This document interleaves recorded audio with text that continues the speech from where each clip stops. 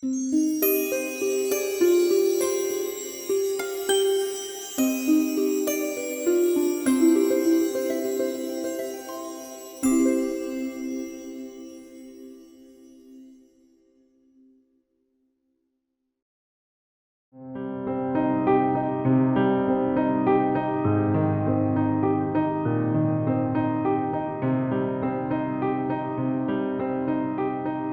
همیشه گفتم من یه نقاشم، مجسمه سازم، معمارم.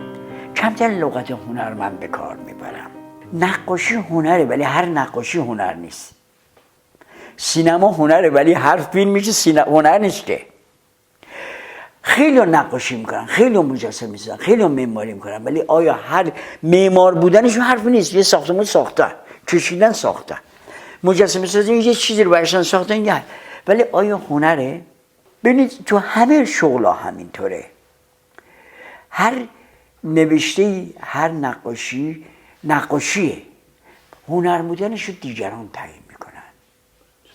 هنرمند من نقاشم، در این بحث نیست، چون فعل نقاشی انجام میدم. اینو نظرت منه. من مجسمه سازم چون مجسمه ساختم. من معمارم چون معماری کردم و من معلمم چون معلمی میکنم. ولی آیا معلم خوبیم؟ اینو شاگردا تعیین میکنن و دیگران. آیا نقاش هنرمندم؟ اینو باز دیگران تعیین میکنن. آیا مجسمه ساز هنرمندم؟ باز اینو دیگران تعیین میکنن. اصلا من واقعا کمتر سعی میکنم این لغت هیچ وقت بکار، اصلا نمیتونم من به کار ببرم. شکی نداره همونطور که نجاره صبح میره نجاری میکنه، میز میسازه میگه من نجارم، منم میرم میگم آقا تو کار من مجسمه سازم، من نقاشم چون انجام میدم. حالا اینا خوبن بدن، ماندنی نیستن، زیاد به جا بدونه جو بعد اصلا برام چیز نداره. بیشتر این گزاره جذاب بوده، حرکت. ببین اون عمل انجام عمله است، مثل سیزیف. قرار نیست که حتما به جایی برسیم، قرار این اتفاق رو انجام بدیم. من اینجوری فکر میکنم. این که بعد از من چه میشه نمیدونم. من اومدم تو این دنیا، یه فرصتی داشتم، این کارا رو انجام دادم. از هیچ چیز زندگی من پشیمان نیستم. تنها اگه یه بار دیگه تو این دنیا بیام که دو تا نقطه‌اش رو تصحیح میکنم، وگرنه همین مسیر رو طی میکنم بازم مطمئنا. همین از تمام خوب بداشی هم واقعیت اینه که برام جذابه. هنوز هر موقع یادش میادم هر موقعش خوبه. هیچ پشیمان از هیچی به اون معنا نیستم.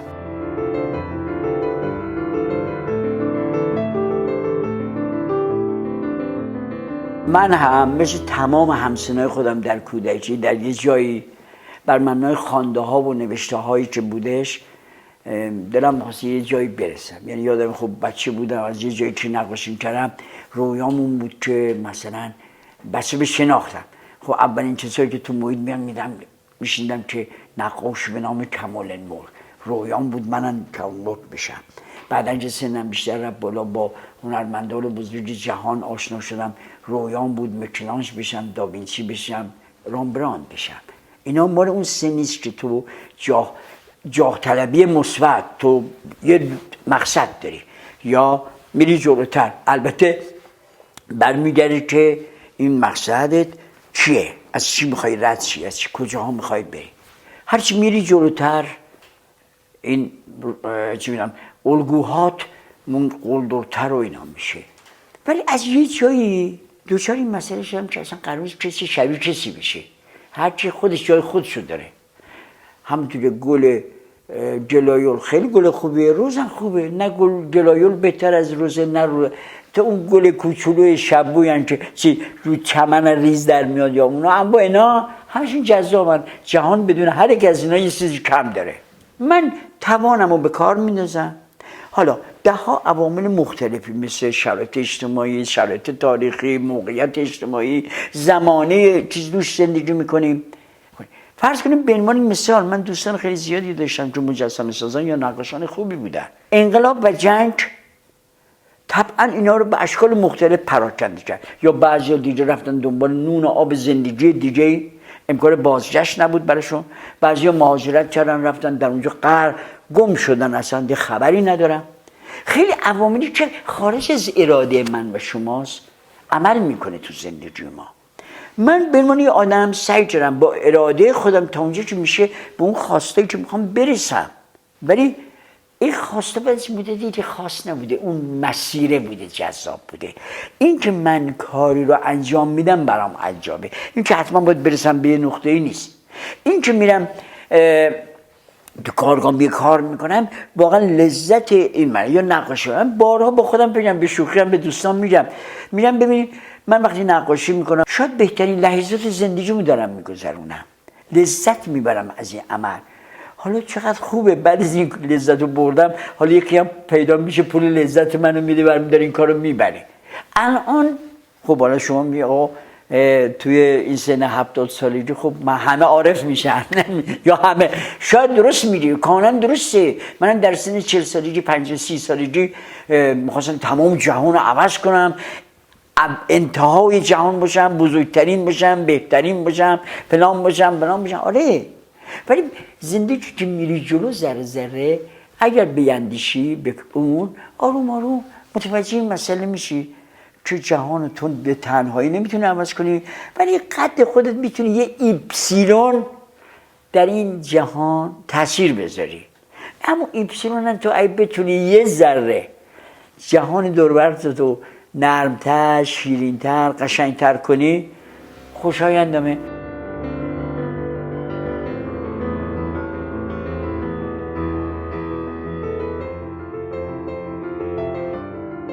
همه آدم ها در هر موقعیت یه رسالتی دارن، یعنی یه کاری میکنن. یکی مهندس مکانیک داره یه عملی رو به درستی انجام میده، یه ماشین رو به خوبی جمع میکنه میفرسته. من یه دکتر همینطور میکنه. هممون بخوایم نخواهیم یه اقدامی انجام میده. هرچی آدم سنش میره بالاتر، به هر حال آدم واقع بین جهان رو برنامه تجربه میدونه که یه فرصتی در این جهان داره. بعضیا 30 سال، بعضیا 40 سال، بعضیا 60 سال، بعضیا 70. پس یه عمر مفیدی داره. این واقع بینی در عمم آدم باید باشه که بالاخره منم یه عمری دارم، ممکنه 6 ماه، ممکنه 2 روز دیگه، ممکنه 10 سال دیگه. به نظر من هیچ آدمی در این جهان نمیتونه بگه من اون کاری که میخواستم کردم دیگه هیچ کاری ندارم بکنم. چون آدم به جلو میره، ایده ها به جلو میره، فکرها به جلو میره. مطمئناً فردا من یه فکرایی میکنم که امروز نمیکنم. نمیتونم بگم که آقا دیگه کارم تموم شد، دیگه هیچ چیزی نمیخوام بسازم. الان دیگه ببین شکل من مارپیچ نخواهم زد، ناگهانی از این ور اون ور، نه، یک ادامه، یک مسیره. یعنی دیگه نهایت کاری، چند تا کار بیشتر در همون راستا و همون جنه.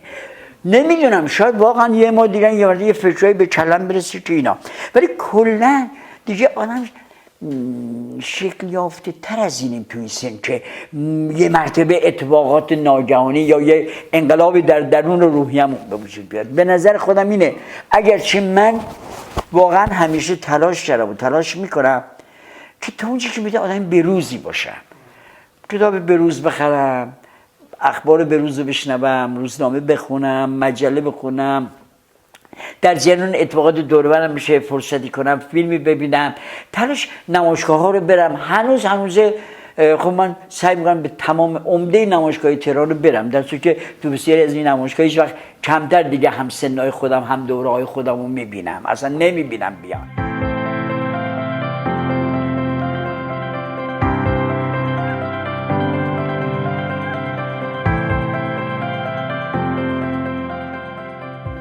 خیلی شعارهایی رو که زندگی من از هنرم جدا نیست، ولی واقعا اینطور بوده.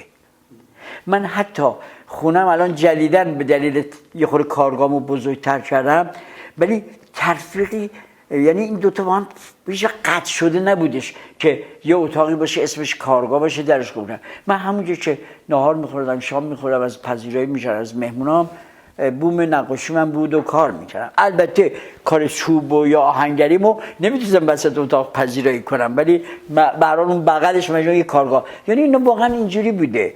یعنی هیچ وقت من چیزی به اون ناامیدی ندارم به اون مفهوم، چون باور کردم که جهان یه چرخشی داره ماورای اراده من، ماورای اراده تمام اراده گرایان جهان. همیشه امید باشم که نمیتونه جهان بر این منوال غلط بگذرونه.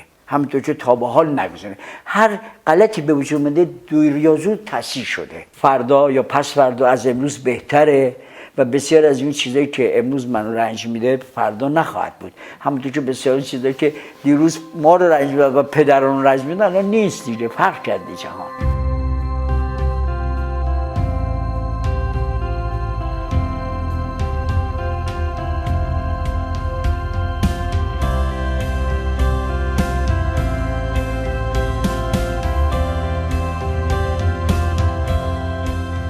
و اکثر اوقات میگم که حواستون باشه، واقعا الان همینو میگم، این راهی که اومدین راهی سختیه، توانش رو ندارین، همین الان برین دنبال زندگیتون. چون اکثر اوقات جوونا وقتی میان همه میخوان مثل اون دوران کودکی من یا بانکوک بشن یا میکلانج بشن، نوجوان هممونه. و بسیاری از اینا هم بعد از مدتی به دلیل یه جور دیگه افسردگی خاصی پیدا میکنن. به همین دلیل میگم که زیاد به اونجا به کجا میخوایم بریم فکر نکنیم، به اینکه چه جوری میرین فکر کنید. رفتن مهمه، حرکت مهمه، کجا برسیم نیست. مهمه که من هستم توی صف، هستم توی مسیر، حرکت کنم. حالا که تا یه حدی میره، همه به قله نمیرسن، یکی 1000 متر بره بالا، یکی 2000 متر، ولی همه با تلاششون رو بکنن که تا انتهای انرژیشون مصرف کنن.